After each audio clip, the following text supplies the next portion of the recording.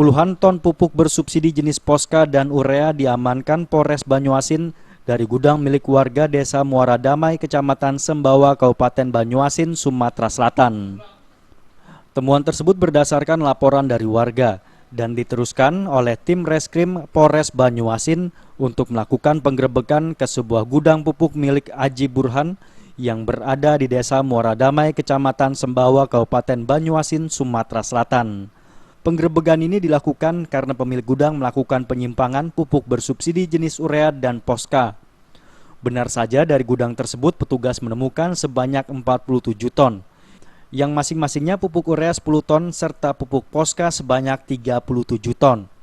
Sedianya pupuk bersubsidi ini dibawa ke Kabupaten Ogan Komering Ilir serta Kabupaten Musirawas.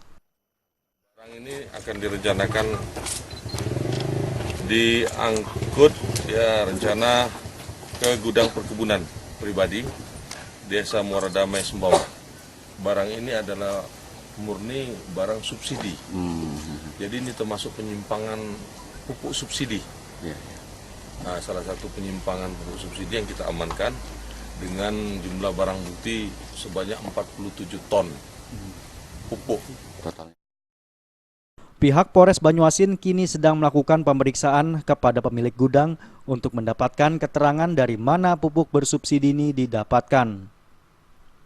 Penyimpangan pupuk bersubsidi bagi petani ini merupakan pelanggaran pasal 6 ayat 1 Undang-Undang Nomor 7 Tahun 1955 dengan ancaman kurungan 6 bulan penjara.